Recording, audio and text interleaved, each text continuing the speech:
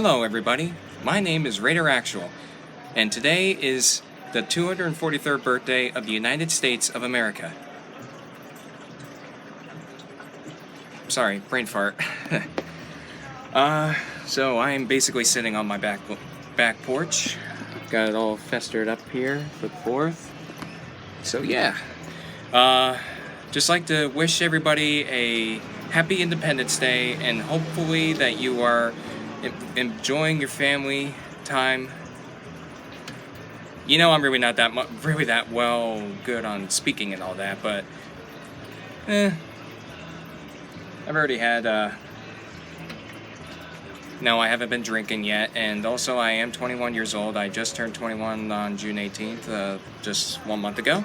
So a little bit about what Independence Day is all about, in case you all don't know. Back on July 4th of 1776, the American Revolution took its final major grip upon King George III, issuing a Declaration of Independence, which was written by Thomas Jefferson, Benjamin Franklin, and Samuel Adams. They declared themselves free from the grasp of King George III and the most powerful army on earth at the time, the British Empire. For 6 whole years, from 1775 to 1781, many terrible battles had been fought against the British Empire and their Hessian comrades. So, cars. Anyways, so there's a lot of people walking around, so yeah, just wait a second here. So, anyways, what I was saying was, George Washington took command of the army in 1775, and when the Declaration of Independence was written, the United States and Great Britain were at a full, all-out war against each other. What started it basically is that the 13 colonies were fighting against King George III. No, actually, we're fighting for King George II. Mind that mistake right there. And after the French-Indian War was over, King George III wanted to tax the American colonies. The British started sending troops over, threatening the lives of the American people, and started out in Boston, which led to the Boston Massacre, the Boston Tea Party, the battles of Lexington and Concord, and Bunker Hill, and then the liberation of Boston. Sorry, I'm trying to remember all this on the top of my head. And then what led up to the Declaration of Independence was written on July 4th, 1776. And right after that happened, the Battle of New York came to pass, which the Americans suffered a terrible loss. Over thousands of American soldiers were either dead, wounded, or captured. Then the Battle of Trenton, Princeton, Brandywine Creek, Fort Ticonderoga, which was 2 battles fought there. One on May 10th, 1775, and then July 2nd through the 5th of 1777. Then Saratoga, Monmouth. Oh, actually, before we get to Monmouth, the French got into the war because King Louis was interested on how the United States took 7,000 British prisoners at the Battle of Saratoga. And then the American army went to Valley Forge and spent one of the most terrible winters until they went to Morristown, New Jersey, which was a winter that tried men's souls. Then a Prussian officer named Baron von Steuben drilled the United States Army into a well-disciplined fighting force, and that army and its commander were now convinced that they could defeat any army on the face of the earth, and they were eager for the fight. And that fight came along on the hottest day of the war, June 28th, 1778. Technically, different records show that 100 to 105 degrees on the morning of the battle. Sorry. Allergies. And right now, it's actually 100 degrees out. Can you believe it? It's never been like this in my hometown for a really long while. So then the British were completely spellbound on how well the United States Army had fought during that battle, and General Charles Lee actually tried to sabotage that fight by launching an ill-fated attack. Technically, he was actually working for the British as like I wouldn't really want to say as a spy, but he tried to sabotage the United States Army into losing that fight. Then George Washington intervened and relieved him of his command, and George Washington rallied his men. He was riding in front of his troops, trying to rally them. I'm sorry if the camera's shaking. Alright, there we go. He rallied his men and turned a rout into a win. But the sunstroke, and technically not the musket balls, was actually the biggest killer on that day. If you think about it for a second, the uniforms that we wear right now are nothing compared to what our armies wore back in the 18th and 19th century. They were wearing wool uniforms, carrying knapsacks, haversacks, a whole bunch, like heavy fabric.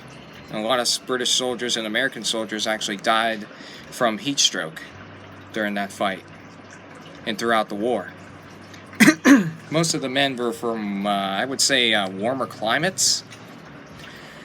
And then the British decided to take their war to the south with the invasion of during the Siege of Savannah. Then Charleston, South Carolina fell. Then the Waxhaws Massacre, Camden, and then a brutal victory over the British at the Battle of Cowpens, which was the first time that the United States actually had found a way to use militiamen to fight the British. Let me explain. Instead of firing 3 volleys, the American Army actually had 3 rows of men. First column were riflemen and militia, inexperienced. They were ordered to fire just 2 volleys, then they would fall back. And then also, during the second line, there were more experienced militia. They were ordered to fire 2 volleys again. The British broke through them, and then they broke through the third line. And then the battle was almost lost, but Daniel Morgan, who was the colonel of Morgan's riflemen, said, Form, my brave fellas. Give them just one more fire and the day will be ours. Old Morgan is never beaten." The British were the whole entire British detachment were either killed, captured, or wounded, but the only few that were to actually escape were Colonel Bannister Tarleton, who was known as the Bloody Butcher of the South. He's supposed to have said, "I've killed more men and slept with more women than any man in America." But during that fight, he lost. He was wounded in the process as well. He was shot in the, I believe it was in the gut, but he survived. He survived the war. In total, he killed, I believe, over 300 American soldiers during the Southern Campaign.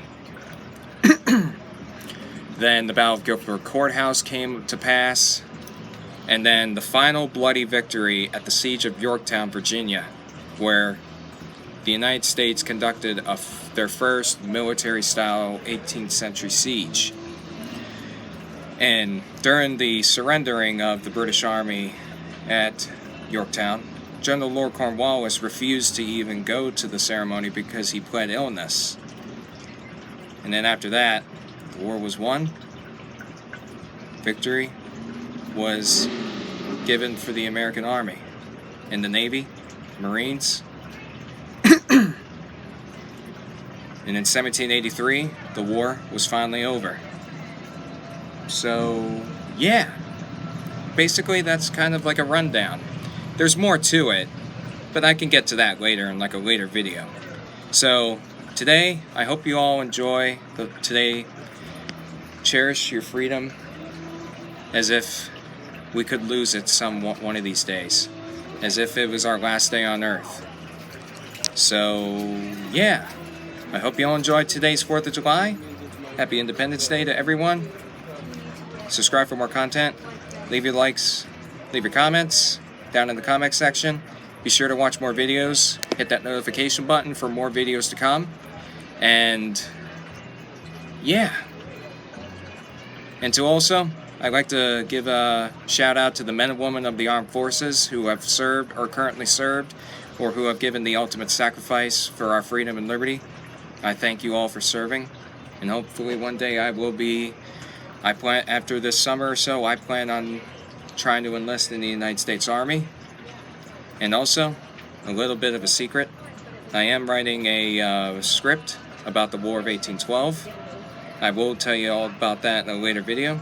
So, for now, I bid you farewell. I'm gonna go and... I don't know. I think I might go get a drink. Not a beer. Probably a Gatorade or something.